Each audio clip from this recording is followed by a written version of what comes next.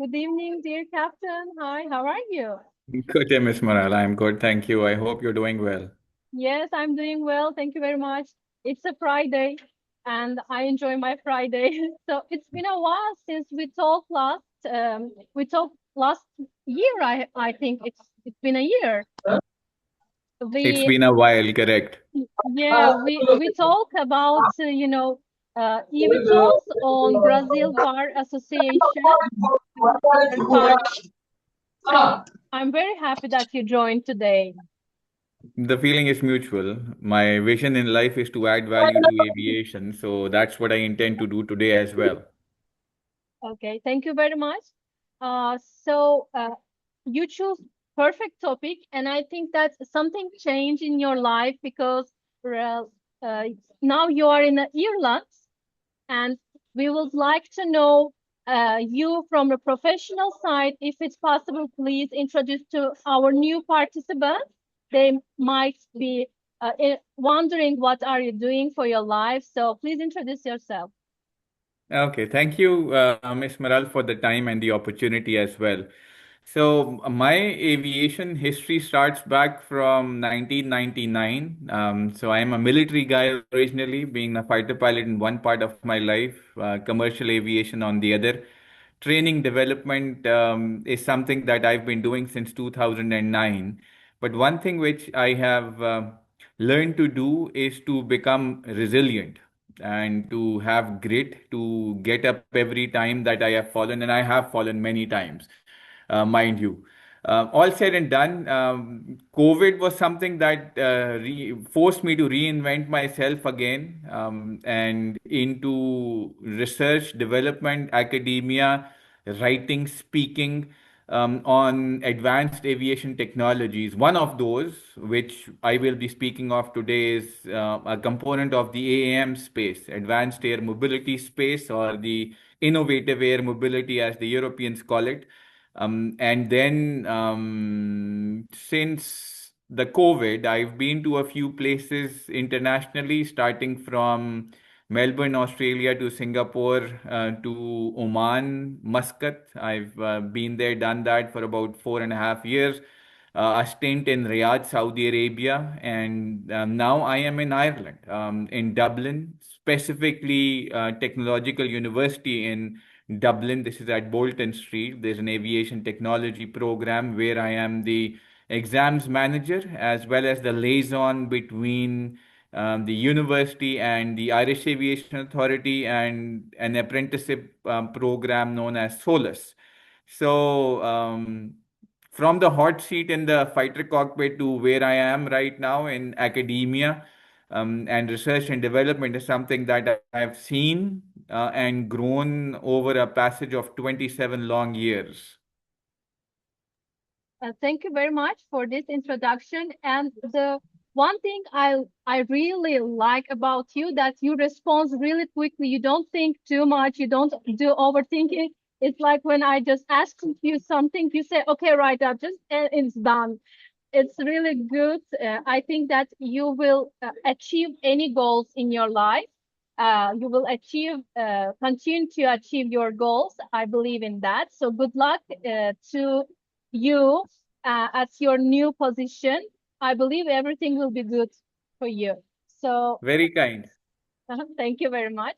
Tetiana joined, dear professor from Ukraine. Thank you very much for joining us today. Tomorrow we will have a session with her.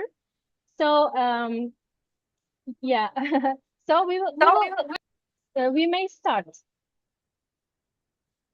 Okay, so let me share my presentation screen and then we can take it from there. Let me see if it is up and running. Okay, da, da, da, and go.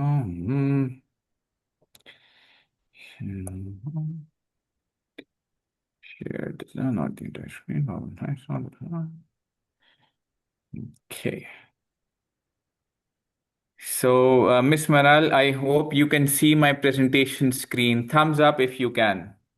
Yes, yes, it works We can, perfectly. we can. All right, everyone. Thank you for your time and for the opportunity, Miss Maral. The aim today is to have knowledgeable discussion on aspects on advanced air mobility. eVTOLs is something that we're going to focus on. There are various elements in this AAM space. One of them being the eVTOLs, and eVTOL is short form for electric vertical takeoff and landing vehicles. The image that you see on the screen right now, this is an eVTOL, and my background is from flight operations and research development, and that is where my focus will be for the next 40 minutes. So overall, what we're looking at contemporarily present, where eVTOL technology is, its whole gambit from origin to its certification process. The other element would also relate to a global perspective of where this technology is heading into the future of aviation. So it will be a global perspective, will come from places like Turkey itself, UK, USA, China, UAE, Saudi Arabia, where things are and where things will be in the future. So it will be a data intensive activity which will relate to a block building approach, known to unknown, easy to difficult. We'll start with a few plain definitions of eVTOL, something that we touched upon before. We also look at what the market size is, the competitive field where things are presently and where they are moving on, the regulatory framework, which is a major stranglehold as we speak. And then globally, we'll be touring the world region by region. Finally, a forward outlook where we are looking at this technology moving into the future. Mind you, this is a every slide that you will have is statistic based, evidence based. The references and the sources will be found as the last slide in my presentation, so that will be of value to everyone who is wanting to look or pick where the information is coming from. Obviously, we'll be finishing off with a Q&A in the end as well. Overall, if we look at the eVTOL as a whole, electric vertical takeoff and landing vehicle is an offshoot of the VTOL. VTOL is short form for vertical takeoff and landing vehicles. We have a few other tolls as well, like C tolls and S tolls, but for now, eVTOL is our focus. So the helicopter is a VTOL. This eVTOL is an offshoot or an evolution of the same. The helicopter holds a turboshaft engine which generates a lot of noise, especially the older technologies like the Huey UH-1 and the Robbins helicopters, which had two rotors or two blades on the top. But this one is very quite multi-rotor or multi-propulsor, as we call it in the technical terms. And once again, lower vibrations as well, because it has advanced technologies going for it. So if we look at sustainability environmentally, it is going to be zero tailpipe emission, which is now becoming a prerequisite for the ICAO's net zero 2050, as well as the SDGs coming in from the United Nations. Another element which comes into play is the regulatory framework. The EU regulations 2018/1139 is something that becomes the basis for what eVTOL technology is. This specific regulation relates to remotely piloted and autonomous aircraft, RPAS or UAVs as we call for short.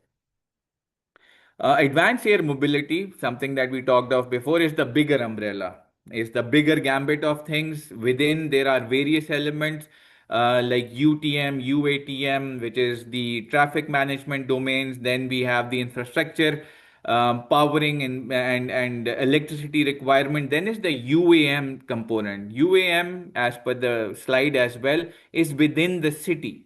Then we have the RAM, which is regional air mobility, which is one point or one city to another. Remind you, these are all point to point or origin to destination travels taking place at a relatively lower altitudes. UTM, unmanned traffic management, or UATM, which is unmanned urban air traffic management. Both of them are below 1,000 meters. Pardon me, this is incorrect. 1,000 meters is something we're looking at, which is 3,280 feet.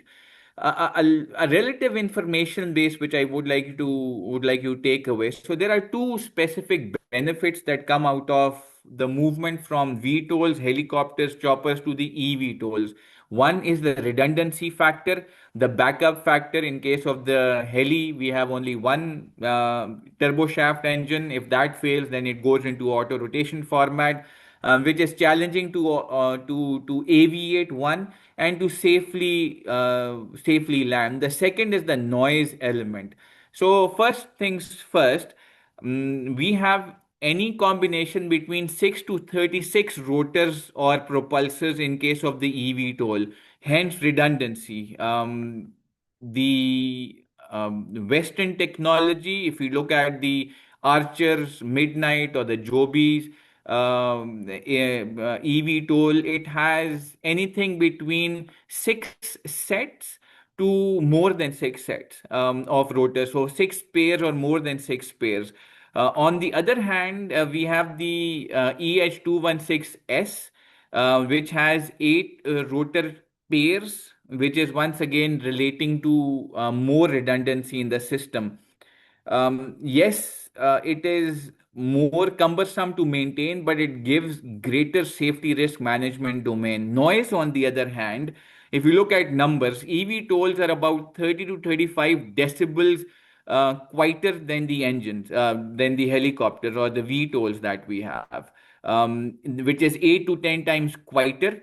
If you look at distance, specific numbers, eVTOL, if it moves away from you after 22 meters, you will not hear it. Helis, on the other side, as per statistic and research, it is 66 meters, so about third of distance.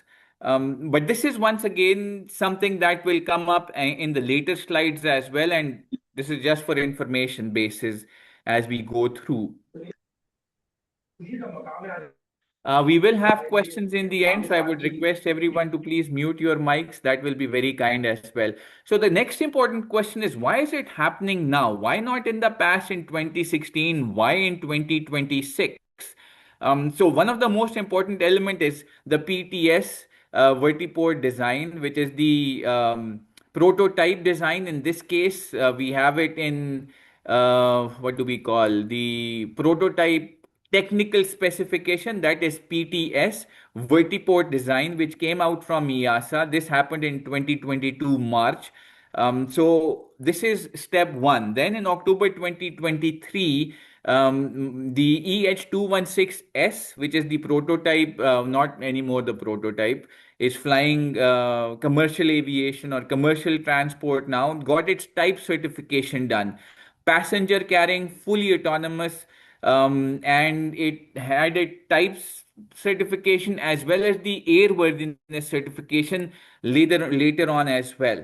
So Guangzhou and Hefei is the two places where in March 2026, the first a ticket was sold for commercial operation.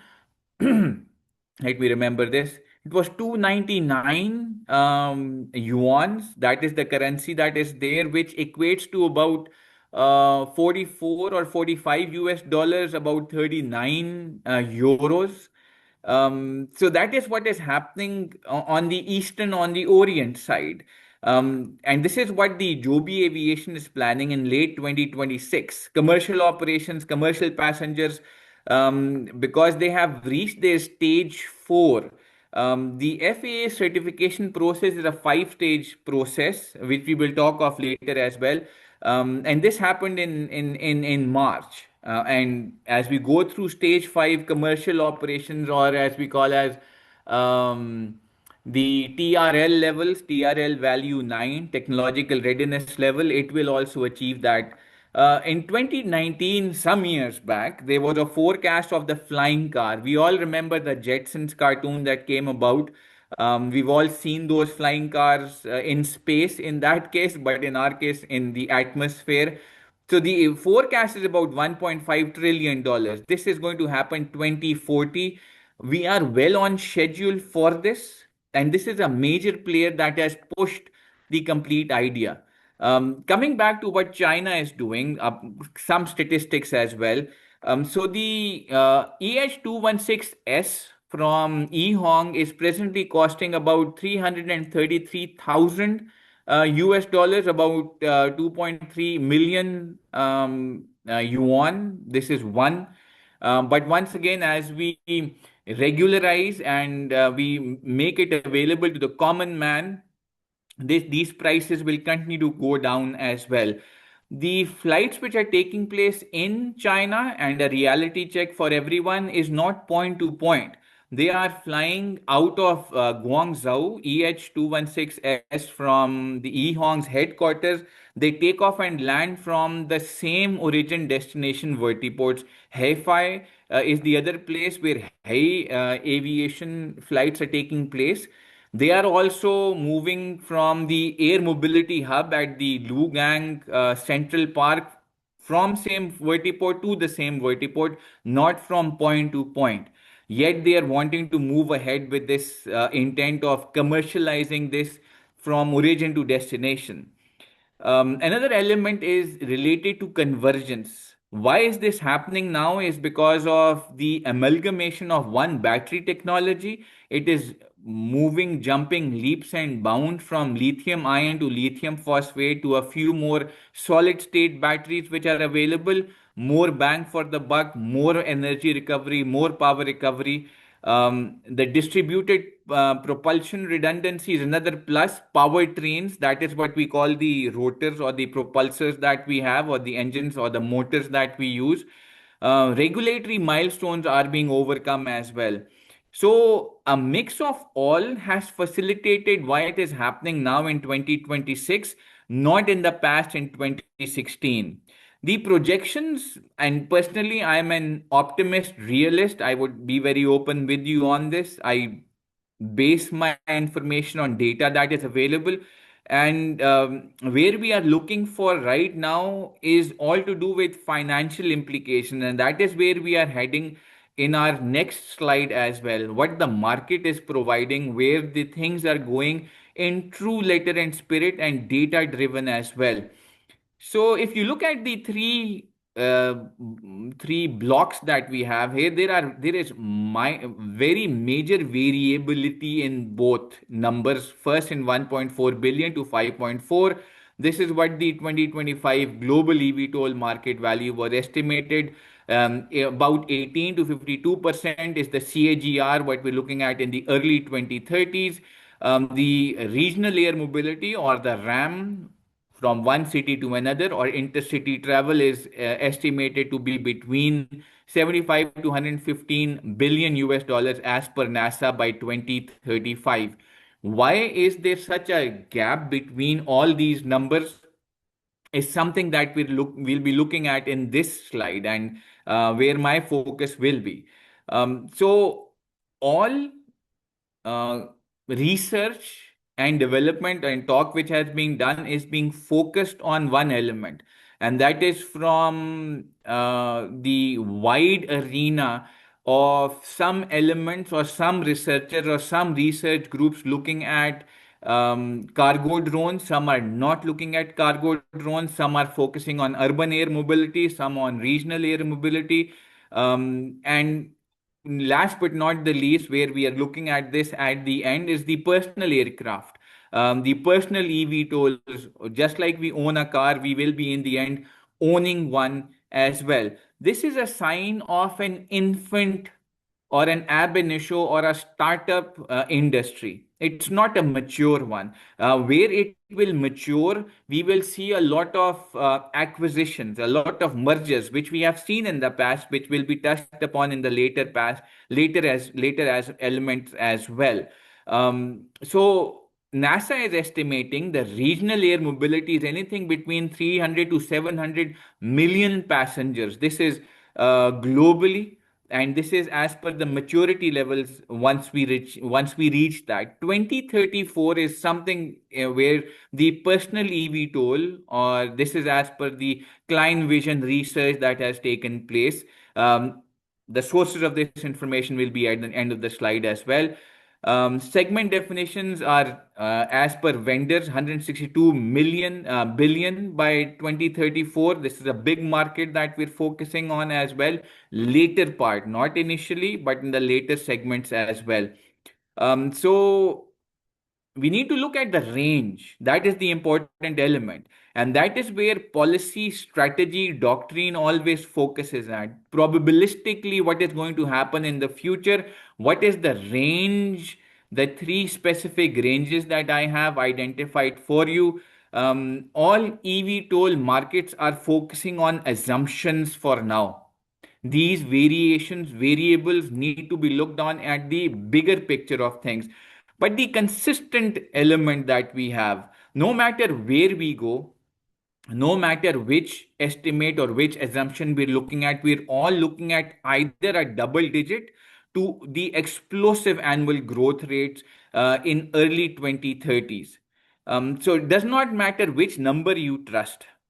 The growth trajectory that we see across every single estimate is huge.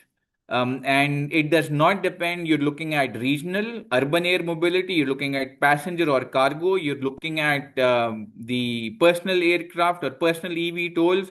And that is a very concrete signal of where things are heading, and policy strategy doctrine has to focus on this and take this into its true letter and spirit. The next important element is where the global leaderboard is, where we are looking at how things are focusing. If you can just give me a second, I'll just need to take this important element.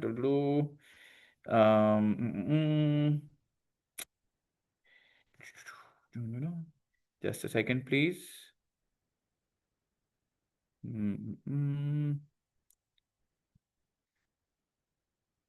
Important messages.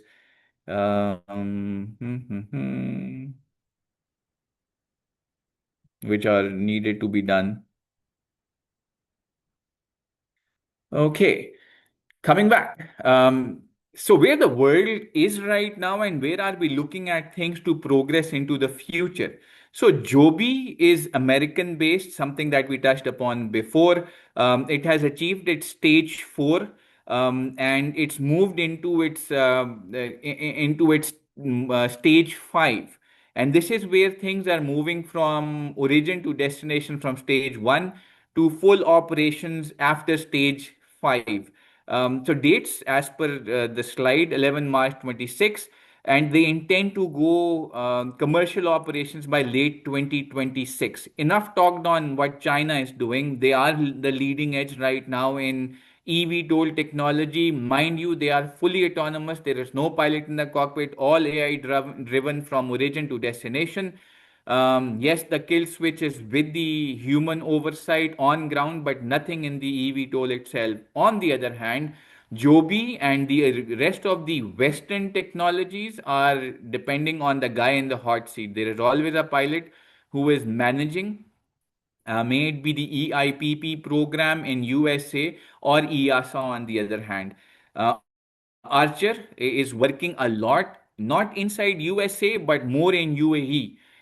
Because the GCA has come up with its own CAR 12, which is Advanced Air Mobility Annex, not an annex, but a regulatory framework, which is now operating in Abu Dhabi and moving ahead before what FAA is working on in USA. This is a less talked of domain, the EVE or EV air mobility. This comes from Brazil. They are working a lot as well, and a letter of intent signed in June 25, 54 aircraft with Future Flight Global. And the aim is to deploy in USA and Brazil both. Last but not the least is vertical aerospace. They have become famous with their Farnborough flight recent month in 2026, successfully operated. The Velo, which is an upgrade of VX4, which was prototyped and they lost their prototype in 2023, successfully come back and they've made their way through to a successful attempt to fly on the date, but their intended full certification is going to be sometime 2029. That is the target that they're looking at. So, a few takeaways from this slide. One, this is not a ranking of quality. All of these players are leaderboards because they've done something in eVTOL or AM space. So the geographic spread is there. We have US, China, we have the Gulf, we have South American and European stories happening successfully at more places than less. On the other hand, Joby flew its first FAA experimental on FAA experiment research permit. So they are the first in case of the whole development process. National programs are there. We are looking at success stories as well. But something that we need to focus on in the next slide is where certification processes come in. Who is leading that charge? Because if we look at the whole requirement, the regulatory framework is the first and foremost. We all know ICAO, International Civil Aviation Organization, as per Chicago Convention 1944, regulates or is the global watchdog for the 193 members which are signatories, and then we have the two which are non-conforming states, the holy site, I believe, holy city, which is the which is in Italy, and then we have the all important I'm forgetting the name. Anyways, so eVTOLs have rules have to come from there. That being said, FAA is focusing on the powered lift category. That is what they've mentioned. They have a five-stage type certification process where Joby and Archer are at level 4. 5 will be achieved by the end of this year. That is the intent behind the action. EASA, with its special condition for small category vertical takeoff and landing vehicles, this came out in March 22 with its prototype design for vertiports as well. So they're moving in the process, leading the charge once again with its Part 21. The CAAC is there, and in October 2023, they've come up with their program as well. Restricted type certificate, we call it the RTC, with CAR 12 provided by GCA in UAE. UKCA is coming with the intent of initial operations 2028, full ops 2030. So there is a big diversity between the various pathways, these various organizations have taken. But the buck needs to stop here. ICAO needs to put its house in order and to make sure that this multi-jurisdictional certification process conforms to an harmonized eVTOL rules. The nearest that ICAO has come up is the Annex 6, which is Flight Operations Chapter 4, which relates to RPAS or UAVs or unmanned aerial vehicles. So a lot of work needs to be done there. So there is no single eVTOL rule book as per the slide that you've seen. Each aircraft in its own country is being certified separately. Each market is doing the same. But the single bottleneck right now is the certification and the regulations that we have. Need to get this thing done, sorted if things need to be processed and progressed forward in times to come. Let's look at country wise and let's look where United States, and this is a reality check for everyone.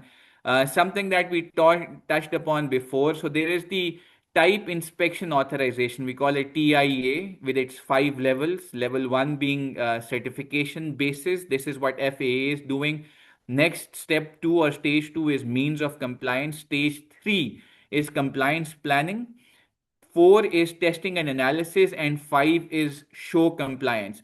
Joby and Archer is at level 4, 5 probably by the end of the year as well. So this is where Joby in March 2026 came up with its um, November 547 Juliet X-ray registration aircraft, the first of its type for type inspection authorization.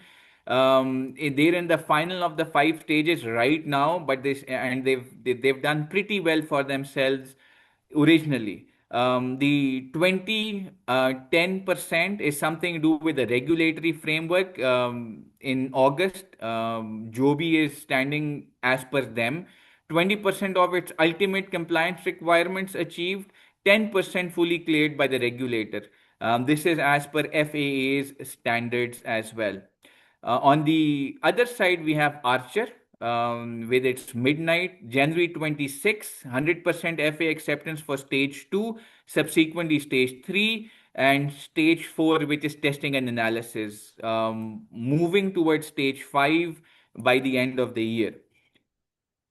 Even even with all data that I've provided to you on the slide above, Reuters and other reporting organizations or media houses have categorically mentioned that nothing is probably happening by 2027, despite what 2026 commercial launch targets have been announced by different organizations. Um, so what we can see or accumulate or assimilate from this, there is no firm US date, but that does not mean that Joby Archer are not working. They are working, but working in the UAE with the GCA, and overseas is what is their focus mostly been upon. So market is optimistic, but there are unglamorous numbers which do not show that things will be progressing very quickly in the future. Something else which I will be touching upon in the coming slides as well. This is coming to UAE and their push. Where are they heading? Where are they right now? Um, so they are following the commercial element, not the regulatory side, where China's success story relates to how they have successfully incorporated their regulatory body, which is CAAC, with the design and manufacture from the word get go. That is their success story. Abu Dhabi, Dubai, UAE, they are focusing on something which relates to more on the commercial side of things. A few success stories: DXB, which is Dubai International Airport. Next to it, we have initially planned the DXV, now we call it VDX as per Skyports. They have successfully manufactured, constructed the first vertiport, which is intended to fly operations late 2026. Abu Dhabi with Archer, they're working towards parallel with their Etihad elements, with the which is the airline and their training center as well. Their intention is to target Yas Island, which is one of their their fun places where they can go and have rides and all the water parks and all the sort, and the Corniche. So that is the intent where they are. In July 25, 2nd July specifically, Archer has flown from in Abu Dhabi at Al Bateen Executive Airport. This is one of the VIP airports that they have. In other than China, this is the next success story that we have. RTC, remember, this is restricted type certificate, not full operations, but they are taking their steps forward as per CAR 12, as per GCA as well. The success of both China and UAE is state backing. That is where successes have been in both these countries. um, So Dubai and Abu Dhabi parallel cities, they are working towards real regulatory pathways. The intent is to have finished infrastructure before they go full operation, and that is a success story for them. National carriers are aligned, regulatory fast tracks are taking place, policy pattern is worth comparing between both what China with their regulatory initial onset and the rest of the lot as well. Joby and Archer are continuing to push the idea in UAE instead of US because of the regulatory speed that currently favoring is favoring the commercial launch plans as well. Next comes up is China, and mind you, this is the EH216S. Pardon me. This is the EH216S flying in the airspace of China as well. So they call it the low altitude economy. That is their phrase that is coined. We've talked about EH216 enough, so nothing on that. This is an important element. March 2026, which we've touched upon. So they have been having ticketed flyings. So success story here again, 22 kilometers in 18 minutes, overflying the I can pronounce this, but I'll try this as well. Xiongzhou Strait from Hainan to Guangdong, pardon me. So instead of the 60 to 90 minutes ferry, they took about 18 minutes for the 22 kilometers success one as well. This is where the country or the state comes into play. Hi-Fi municipal government has ordered already or pre-ordered 100 units, invested about 100 million US dollars in the process of the EH216S's progress as well. So below 1,000 meters, I stand corrected once again, 3280 feet is where low altitude economy is taking place.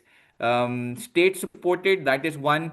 The extended low altitude economy is there at 3,000 meters or 3 kilometers. That is their next step. A few elements which I want to touch upon here. Once again, flights are origin to destination in the same vertiport. Hover, circling patterns, not point to point. The urban commuting is a vision for the future. China is moving towards the same.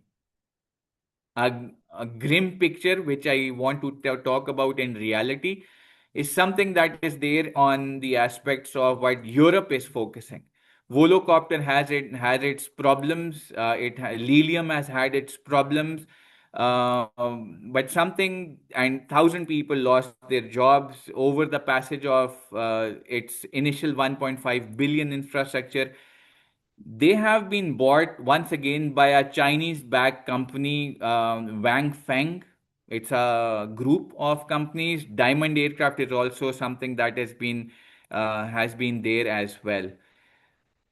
Uh, Pardon me for the grim picture. I just want to go through a few more vertiports. 2022, we've talked upon the PTS domain. It's a two-step process as per the non-binding initial EASA roadmap. The regulation 139 oblique 2014 as per RMT 0230 maturity. Optical free volume is something that we look at, something that we've touched upon in this image as well. They are all dependent on funnel operations. That is what the intent is. Dense optical clearance. Operational first, vertiports VDX or DXV in GCA. Their success stories as well. Something which is still left wanting here is the UATM, unmanned unmanned air traffic system or urban air traffic system is something that still requires a lot of work. AI is going to help there as well. How much is it going to help is $1 million question. So around the let's look at the global regional roundup. Saudi Arabia is doing pretty well for itself, but it's working with Archer and Joby. Brazil with its ANAC. The intent is to go for 5670 kgs, 2 to 6 passengers initially with the cargo, then passenger. India is trailing all China, US, and UAE. The intent is to build upon its successes and continue to be there. United Kingdom 2029 is the timeline that we're focusing on there. Turkey is a success story of air car. I believe this took place in 2025. 100 unit production in 2025. The intent is to build on successes as well. Head on challenges that we are facing, certification timelines not really being met, global